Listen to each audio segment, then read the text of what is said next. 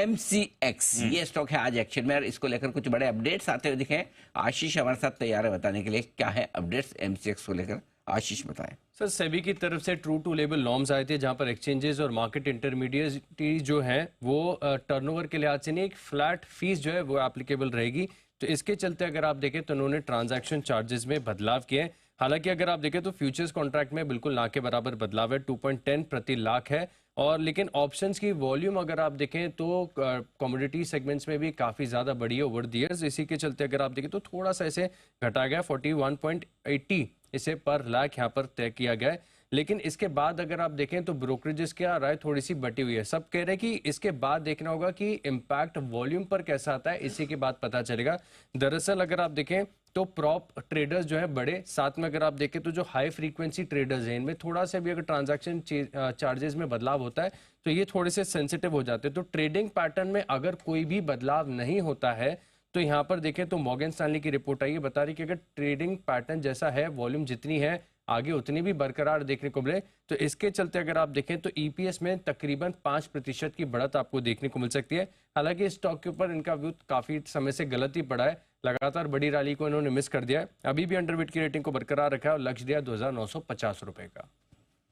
2950 के लक्ष्य के लिए करनी है आपको नहीं कुछ भी नहीं करनी है ना, खरीदारी ना बिकवा ले।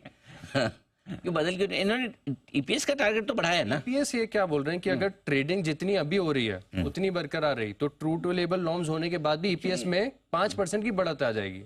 लेकिन इनके लिए अभी ये असेस करना बड़ा मुश्किल है कि ट्रेडिंग पैटर्न यहाँ से कैसा होगा। इनका टारगेट अचीव होना कोई मुश्किल काम नहीं लगता मुझे मॉर्गन स्टैनली का ये टारगेट। हाँ हाँ, एक मिनट जरा लाओ, जरा सबको स्क्रीन पे लेके मैं पूछ लेता हूँ। मेरे ख्याल कितना दिया टारगेट? सर ये तो लंबे समय से गलत पड़ रहा है, 2950 रुपए। 2950 भाव कितना है? 6000 के। हाँ तो स्टॉक स्प्लिट कर दो, 1 का 2 में बंसल जी अगर 1 का 2 शेयर कर दे MCX का तो टारगेट अचीव होगा कि नहीं बताइए? 6000 का 3000 हो जाएगा, टारगेट के ऊपर हो जाएगा। नहीं अनिल जी वो हाँ अनिल जी बिल्कुल टारगेट अचीव हो जाएगा। मतलब कि दिल बहलाने के लिए, मतलब कि जिसने भी निकाला है टारगेट वो तो उस पर टारगेट अचीव की स्टैंप लगवा लेगा अनिल जी। ये हुई ना बात, स्टैंप लगाने के लिए टारगेट एक ही तरीका है दीप और नहीं, और कोई तरीका नहीं है। या तो क्या कोविड जैसा 7500 का निफ्टी वापस आ जाए, ऐसा कुछ हो जाए, तब तो कुछ भी हो सकता है। तो फिर सारे ही प्राइस, बाकी तो मॉर्गन स्टैनली धीमे धीमे बढ़ाता रहेगा टारगेट 6000 में 3000 का टारगेट, पता नहीं क्या सोच रहे हैं, क्या सोच के करते हैं। एनीवे चलिए बढ़िया। तो वो तो अच्छा हुआ जैन साहब शो में नहीं है, जैन साहब बहुत दुखी हो जाए। जैन साहब का बड़ा फेवरेट है ना MCX, मतलब काफी समय ले लेते वो एकदम बिल्कुल। और जब वो सॉफ्टवेयर इशू आया था तब तो काफी पॉजिटिव व्यू भी था। हाँ तो उस समय का जब मेरे ख्याल से तब तो कितना 1500-1600 रुपए का भाव था। 1600 रुपए में मैं भी जैन साहब को ऐसे घूर घूर के देखा था, मैंने कहा अच्छा बड़ी हिम्मत कर रहे हैं। लेकिन वहां से देखिए 1600 1500 से 6000 4 गुना हो गया। भरोसा सही निकला उनका बिल्कुल।